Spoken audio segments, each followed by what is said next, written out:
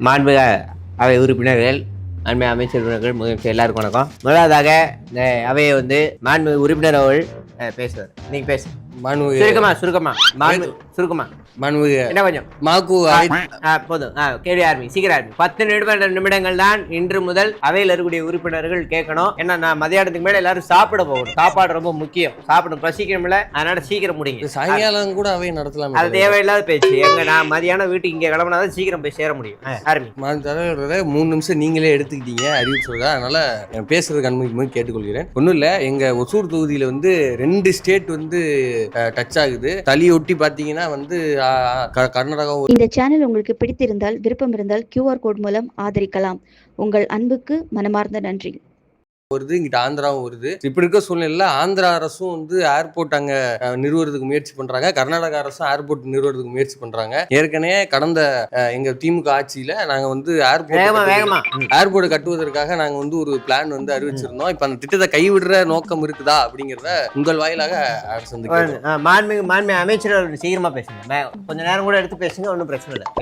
சரி, அவங்க சொல்றதுக்கு ஏதாவது ஆதாரம் இருக்கா? எதனா வாட்ஸ்அப் ப்ரூஃப் எதனா வச்சிருக்கீங்களா? இன்ஸ்டாகிராம் ரீல்ஸ் எதனா வச்சிருக்கீங்களா? ஏதாவது ப்ரூஃப் இருந்தா காட்டுங்க, நாங்க அக்செப்ட் பண்ணிக்கிறோம். ப்ரூஃபே இல்லாம நீங்க எப்படி பேசுவீங்க? எதனா ஒரு 2 ரீல்ஸ் காட்டுங்க, 1 மில்லியன் வியூஸ் போயிருக்கான்னு பாக்குறேன். அப்ப நாங்க அதை நம்புறோம். ஆமா, ஆதாரம் இருக்கா? ரீல்ஸ் மூலியமா ஏதாவது பண்ண முடியும், சாத்தியம் இருக்குன்னு ஆதாரம் இருக்கா கொடுங்க. மாண்புமிகு எதிர்க்கட்சி நீங்க பேசுங்க. ஆதாரம் இருந்தா உட்காருங்க. நீங்க நேரத்தை வீணடிக்க கையை வருத்தாதீங்க. தலைவர்களே, சும்மா ரீல்ஸ் ஆச்சுன்னு சொல்றாங்க. அது அவங்களே அமைச்சரே நிரூபிக்கிறாங்க. அது இல்லாம பயத்துல இருக்காங்க. நீக்கிறேன். மாண்பு வேற யாராவது பேசுறீங்களா? நீங்க பேசுறீங்களா? நீங்களே பேசுங்கம்மா. நீங்க முடிச்சு விடுங்க, மற்றது பேசுங்க. ஆமா, இப்ப எந்த ஒரு ஆதாரமுமே இல்லாம எங்களோட ஆளும் கட்சி மேல இந்த மாதிரியான புகார்களை அவங்க அடிக்கிட்டே வராங்க. எங்க கிட்ட ப்ரூஃப் இருக்கு சார். ப்ரூஃப் இருக்கிறதுனால தான் கையிலேயே வச்சுக்கிட்டு அலையிறோம். நாங்க 4-5 வீடியோஸ் போட்டோம் அப்படின்னா அவ்வளவு ப்ரூஃபா வருது. எங்களுக்காக நிறைய பேர் வீடியோஸும் போடுறாங்க. ப்ரூஃப வச்சுக்கிட்டு பேச சொல்லுங்க சார். ஆதாரம் இல்லாத குற்றச்சாட்டு அமைச்சர்ட்ட கொடுங்க. நீங்க இவர்கிட்ட கொடுங்க, நீங்க என்கிட்ட கொடுங்க, நீங்க கொடுங்க. நீங்க பேசுங்க. வேற இருக்கா? வேற சொல்லுங்க தலைவர்களே. இது மக்களுடைய வாழ்வாதார பிரச்சனை. இது 2 மாநில சிஎம் பிரஷர் போடுறாங்க. இதுக்கு ஒரு சிஎம் தான் எப்பவுமே மனதில் இருக்கக்கூடிய ஒரே சிஎம். நீங்க விட்டுருங்க. அவை குரூப்ல நிக்கிறோம். மேடம் நீங்க பேசு. ஜோசிகரக்கா நீங்க பேசு. தமிழ் தாயின் திருவருளையும் மக்களின் நலனையே வழிகாட்டியாக கொண்டு எத்திக்கும் ஒழுக்கும் எங்கள் தலைவர் மாண்புமிகு சிஎம் அவர்கள் நலத்திட்டங்களை புவியெங்கும் பரப்பும் பெருமையோடு எனது கன்னித்தன்மை பேச்சை தொடங்குகிறேன். உலகம் போற்றும் சிங்கப்பெண் திட்டம் அவை குரூப்ல நிக்கிறேன். வேற அடுத்து பெண்களுக்கு ஏதாவது ஒரு பிரச்சனை வந்துட்டா பீஸ்ட் மோட்லயே களமிறங்கக்கூடிய எங்கள் தலைவர் இருக்கும் வரைக்கும் பெண்கள் பாதுகாப்புன்றது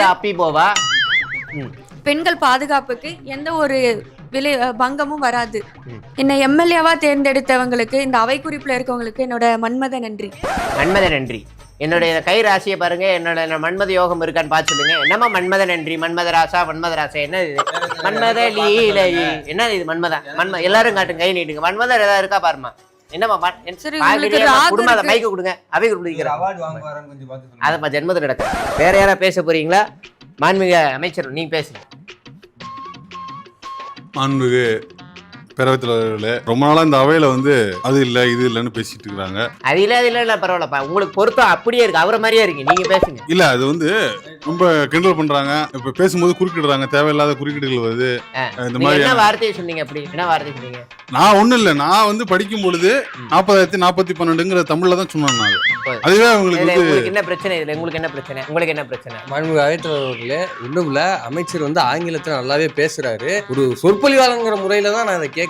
அவர் தமிழும் கொஞ்சம் கத்திட்டு பேசுனா நல்லா இருக்கும். நன்றி. இல்ல, நான் ஏன் இஷ்டத்தை தான் பேச முடியும். இங்க பேச முடியாது. நான் ஏன் இஷ்டத்தை பேசுவேன். நான் அப்படிதான் வளர்ந்தேன். நான் ஒரு பான் கிறிஸ்டியன். எனக்கு தமிழை விட கிறிஸ்தவம் நல்லா சொல்லி கொடுத்துருக்குது. சரியா? நான் என் இஷ்டத்தை பேச முடியும். அன்பு மொழி, அமைதி மொழி, ஆதரவு மொழி, இரக்க மொழி, தீய மொழி, பண்பு மொழி, பாராட்டு மொழி, எல்லா மொழியும் எனக்கு தெரியும். அதனால யாரும் எனக்கு சொல்லிக் கொடுக்க தேவையில்லை. எனக்கு பேசிக்க தெரியும். அதனால யாரும் சொல்லி கேட்க முடியாது. தேவையில்லாம வாய கலர்றது, ஜாதி மத பிரச்சனைகளை எழுப்பினீங்கன்னா வேற மாதிரி ஆயிடும். இதெல்லாம் தேவையில்லாத பேச்சு. உருட்டலாம். இப்ப கிறிஸ்தவ மதம் மட்டும் தான் நல்ல ஒழுக்கத்தை சொல்லி தருதா? இஸ்லாம் சொல்லி தரலையா? அவை குரல் நிக்கிறேன். நீங்க என்னது அன்பு மொழியா? அன்பு மொழியாதான்? அன்பு மொழியா? சரி இது டென்ஷன் இங்க பாருங்க அவரை லைட்டா ட்ரிகர் பண்ணிங்கன்னா உண்மையான ஆள் வெளியே வந்துருவாப்ல. அதனால தயவு செய்து அவர்கிட்ட பேசும்போது மட்டும் கொஞ்சம் கேர்ஃபுல்லா இருங்க, புரியுதுங்களா? தயவு செய்து இல்லைன்னா வேற மாதிரி ஆயிரும், அப்புறம் காப்பாற்ற முடியாது. காலேஜ் புத்தி வருது பாரு, இது சட்டமன்றம்பா, அதை விட்டுருங்க. கரண்ட் பத்தி ஏதாவது கேட்கணும்னு கேட்டுருங்க. அவைத்தலைவர் அவர்களே, ஒன்றும் இல்லை, கரண்ட் பில் வந்து கிட்டத்தட்ட 2,70,000 மக்களுக்கு மேற்பட்டு இந்த மாதிரி பில்ல குளறுபடி இருக்குன்னு தொடர்ந்து வந்து பாதிப்படக்கூடிய விஷயம் வேற யாராவது பேசுறீங்களா? அன்புக்கு பேரவைத் தலைவர்களே, அவ்வளவு பொறுமையா பேசாதீங்க, இரிட்டேட் ஆகுது. இல்ல இது வந்து இபி பில் வந்து யாருக்கும் அப்படிலாம் வரல. இது அப்படி எதுவும் வரவில்லை. பேரவைத் தலைவர்களே,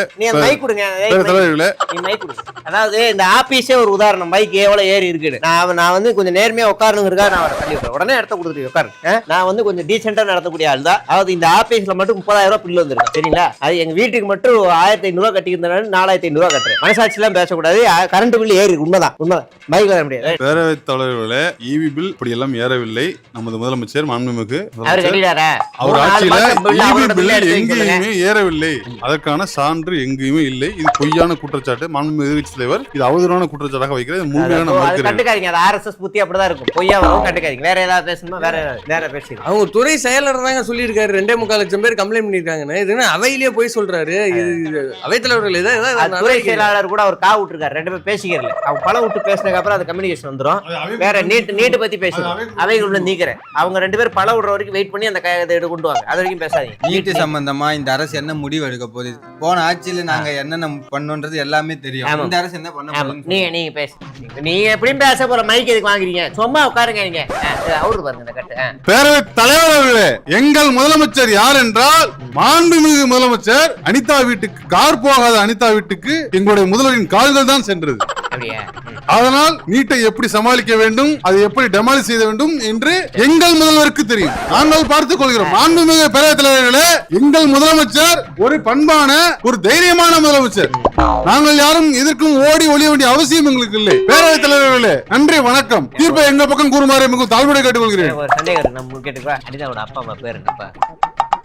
மணிரத்னம் பேரவைத் தலைவர்களே, எனது முதலமைச்சரை நீங்கள் கேள்வி கேட்பதை கண்மையாக வண்டிக்கிறேன். எந்த கேள்வியாக இருந்தாலும் எங்கள் நால்வரை தாண்டி தான் நீங்கள் கேட்க வேண்டும். நேரடியாக நீங்கள் முதல்வரை கேள்வி கேட்பதற்கு உங்களுக்கு அதிகாரம் கிடையாது. அனிதா அரியலூர் மாவட்டம். இது கூட தெரியாமல் நீங்க சபாநாயகர் இருக்க வேண்டிய அவசியம் என்ன? பேரவைத் தலைவர்களே, எங்க நால்வரை தாண்டி தான் எங்கள் தலைவர்களை நீங்கள் சந்திக்க முடியும். நாங்கள் தீர்மானம் நிறைவேற்ற இருக்கிறோம். அனிதாக்கு அப்புறம் எந்த வீட்டுக்கு போனீங்க? அதுக்கப்புறம் நிறைய பேர் இறந்துருக்காங்க. அதற்கப்புறம் நாங்கள் முதல்வராகிவிட்டோம். எங்கள் அமைச்சரை வந்து விட்டது. முன்னாடி அனிதாவுக்கு அப்புறம் நிறைய பேர் இறந்திருக்காங்க. அதனால நீங்க தேவையெல்லாம் பேசியிருக்காங்க, அதனால நிறுத்திடுங்க. அதனால போதும். பேரவைத் தலைவர்களே, நாங்கள் முன்னாடி இருந்தபோது அப்ப ஷூட்டிங்கில் பிஸியாக இருந்தோம். நாங்கள் இறுதி கட்ட வேலைகளை இது வேணா ஏற்றுக்கொள்ள அவை குரூப்ல பெரிய கொட்டாளி அவ்வளவு முடிக்கலாமா? வேற ஏதாவது கேள்விகள் ஏதாவது இருக்கா உங்களுக்கு? அவர் பேசவே இல்லையே. அவர் பேசுவார். ஆமா, நீங்க மாண்பு அமைச்சர். இந்த சேனல் உங்களுக்கு பிடித்திருந்தால், விருப்பம் இருந்தால் QR கோட் மூலம் ஆதரிக்கலாம். உங்கள் அன்புக்கு மனமார்ந்த நன்றி. பேரவைத் தலைவர்களே, எங்கள் முதலமைச்சரை பேச சொல்வதற்கு எதிர்க்கட்சி தலைவர்களை வச்சு வெளியே அனுப்பி விட்டுருவேன். மைக்கை தயவு செய்து என்கிட்ட கொடுத்துருங்க, தயவு செய்து கொடுத்துருங்க. நான் ஒரு கட்டத்துக்கு மேல அமைதியா இருக்க மாட்டேன். எந்திரிச்சு அந்த பக்கம் உட்காந்துருவேன், இல்லைன்னா திரும்பி உட்காந்துருவேன். மாண்பு அமைச்சர், முதலமைச்சர்ல அமைச்சர். அதாவது என்ன கேக்குறேன்னா, புஷ்பா ஏது சார் பேந்து தலைவரே, நான் சொல்றதை கேளுங்க. நீட்டு அவங்க இணை அமைச்சர் தானே இது பண்ணாங்க. அப்ப யார் இது பண்ணது? அதை கேளுங்க. என்னன்னு அக்கல்ல கொச்சு கிடைச்சிருக்கு. வேற நீங்க சொல்றீங்களா? பதில். அவைத்தலைவர் அவர்களே, அவரு கிரிக்கெட்டா ஆட தெரிய மாட்டேங்குது. சரி சும்மா உட்காருங்கன்னா அதையும் கேட்க மாட்டேங்கிறாரு. இதெல்லாம் நீங்க அவையில வச்சுக்கிட்டு இதெல்லாம் நீங்க வந்து வன்மையா கண்டிக்கணும். வேற வேற வேற நீட்டை நீங்க தான் கொண்டு வந்தீங்கங்கறாரு.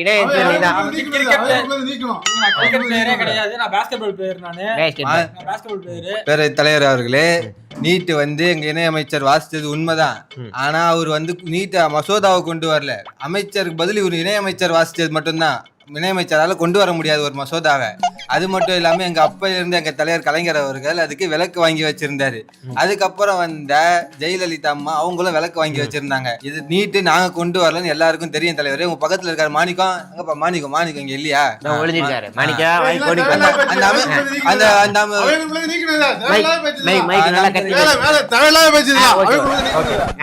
ஓகே அது நீக்கலாம். வேற ஏதாவது தலைவர்களே, நீட்டை கொண்டு வந்தது யாரு அப்படின்னா அவங்க அமைச்சர், ஒன்றிய அமைச்சர் இருந்தா குலாம் நபி ஆசாத் தான். இந்த அவையிலேயே உட்கார வச்சிருக்காங்க விஸ்வநாதன். உங்களுக்கு உண்மையிலே மானம் சூடு சொன்ன உப்பு போடுத்தீங்கன்னா அந்த காங்கிரஸ் கழட்டி விட்டுருங்க கேளுங்கன்னு சொல்றோம். கழட்டி விடுவாங்க. கேக்குறதுக்கு அவங்களுக்கு வந்து திராணி இருக்கா? புஷ்பா ஸ்டைல்ல இப்படின்னு அது இருக்காரு, அவருக்கு இருக்கா? வேற சலாம் குலாமு சலாம் குலாமு. நீ சைட் அடிக்கும் சாலினிக்கு பேரு சலாம் குலாமு. இல்ல சாலினி வந்து வேற ஒருத்தவங்க. நீங்க அது இது கொண்டு வர வேண்டிய அவசியம் இல்ல. வேற அவைத்தலைவர் அவர்களே, ஒரு சில சந்தேகம் இருக்கு. கேளு. கரும்பு ஊக்கத்தொகையை பத்தி பேசுறாரு. அவர் வேளாண் துறை அமைச்சரா? யாரு அந்த அவங்க வந்து அவரா? ஆமா. இல்ல அவரு வந்து வேற துறை அமைச்சர். அவர் அவைத்தலைவர்களே, எனக்கு ஒரு சில சந்தேகம். என்ன நெல் சாகுபடி குறித்து அழகா ஒருத்தர் பேசினாரு, அவராவது வேளாண் துறை அமைச்சரா? இல்ல அவர் விளையாட்டுத்துறை அமைச்சர். அவர் இல்ல, அவர் வேற இல்லையா? சரி, காவேரி பத்தி அந்த அம்மா பேசுறாங்களே, அவங்க பொதுப்பணித்துறை அமைச்சரா? இல்ல அவங்க வந்து வேற, அவங்க வந்து வேற துறை அமைச்சர். இன்ஸ்டா ரீல்ஸ் போட்டு வருமானத்தை வேற. அப்ப இந்த நெல் மானியம் குறித்து விளக்கமா பேசுறாங்க, அவங்க நிதி அமைச்சரா? இல்ல அவர் வந்து சுகாதாரத்துறை அமைச்சர். அது சும்மா அப்படி பேசலான்னு பேசியிருக்காரு. கடன் நலன் பத்தி எல்லாம் பேசுறாரு. அவரு யாரு? அவர் தான் நிதி அமைச்சர். அவர் வந்து விவசாயத்துறை அமைச்சர். அவர் வேற தனி. அவர் விட்டுருங்க. இந்த 12,3412 ரூபா அப்படின்னு ஒரு நம்பர் ஒருத்தர் பேசினார்ல, அவரு யாரு? என்ன துறை அமைச்சர்? நிதி அமைச்சர் லீவா? ஏன் நம்பர் பேசுறதே நிதி அமைச்சர் தான். அதை ஒன்றும் கண்டுக்காதீங்க.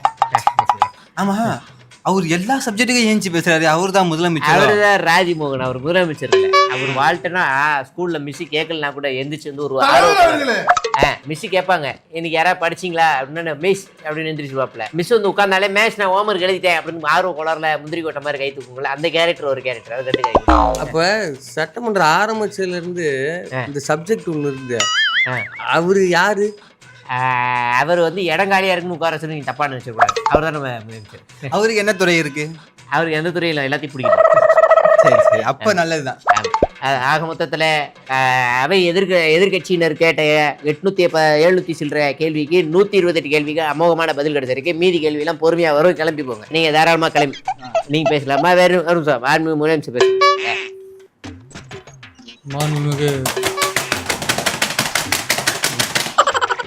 மாண்புமிகு அவை பேரவர் அவர்களே, எனக்கு எல்லாம் ஓகே. இந்த லெஃப்ட் ஹேண்ட் காதுக்கு பின்னாடி உட்கார்ந்து. இந்த சேனல் உங்களுக்கு பிடித்திருந்தால், விருப்பம் இருந்தால் QR கோட் மூலம் ஆதரிக்கலாம். உங்கள் அன்புக்கு மனமார்ந்த நன்றி. கத்தியே இருக்காரு. அவர் யாரு? ஃப்ரெண்டா? இரிட்டேட்டா இருக்கு. சிரிச்சுக்கிட்டே இருப்பாரு. அதாவது தமிழ்நாட்டை பொறுத்த அளவுக்கு நம்ம அரசு வந்ததுக்கு அப்புறம் பெண்களுக்கு பாதுகாப்பு மிக அவை குரூப்ல நீக்கிறேன். அவர் பேப்பர் படிக்காம வந்துட்டாப்புல. பெண்களுக்கு பாதுகாப்புலாம் இங்க இல்ல. காலையில கூட கட்டின மனைவி வந்து ஆட்டோக்குள்ள போட்டு கழுத்தை தூக்கி கூட்டு போயிருக்கேன். அப்புறம் 3 வயசு குழந்தைக்கு கூட்டு பாலியல் கொடுமை. அதனால அவை குரூப் நீக்கிறேன். பெண்கள் பாதுகாப்பு இல்ல. நீ வேற ஏதாவது பேசுங்க. யாராவது எழுதி கொடுத்தா அதையாவது பேசிடுவார். பாவத்து நீங்க பேசுங்க. அப்புறம் நம்ம ஆட்சி அமைஞ்சதுக்கு அப்புறம் ஊழல், லஞ்சம் இல்ல அதையும் நீக்கிறேன். நேத்து கூட பழனி, மதுரை கோவில்ல இருந்து எல்லாத்துலயுமே பத்திரப்பதில் மறுபடியும் ஒரு கைது. அது தலைவிரிச்சு ஆடுது. அதை அவுத்துக்கிறேன். வேற பேசிட்டு பெண்களுக்கான திட்டங்கள், அதாவது என்னோட அம்மாக்கு இல்ல இது சென்டிமெண்டா இருக்குது. எது வெர்க்கட் ஆகாது. எல்லாம் தெரிஞ்சு போச்சு. எல்லாருக்கும் வெளியே விஷயம் 3 மாசத்துக்கு அப்புறமா வேற போதைப் பொருள் ஏதா இருக்கா அது பேசி. போதைப் பொருள் நம்ம ஆட்சியில சுத்தமா இல்ல அவை குரூப்ல நீக்கிறேன். இன்னைக்கு கூட வந்து கோயம்புத்தூர்ல கஞ்சா வித்தான்னு சொல்லி போட்டு விட்டு அந்த பையனை அடிச்சே கொண்டுருக்காங்க. அதனால தலைவிரிச்சு ஆடிக்குது போதைப் பொருள். அவைங்க வந்து என்னையோட மதியானத்தோட முடிச்சுக்கிறோம். எல்லாரும் போய் சாப்பிடுங்க. இனிமே மதியானம் முடிஞ்சிடும். எல்லாருக்கும் மதியானம் முடிஞ்சிடும். தாராளமா வீட்டுக்கு போய் சாப்பிடணும். 6 மணி வரைக்கும் வீட்டுக்கு போக வேண்டிய வரைக்கும் நீங்க மதியானமே வீட்டுக்கு போறாரு. சந்தோஷமா போங்க. ஜாலி. பாய்.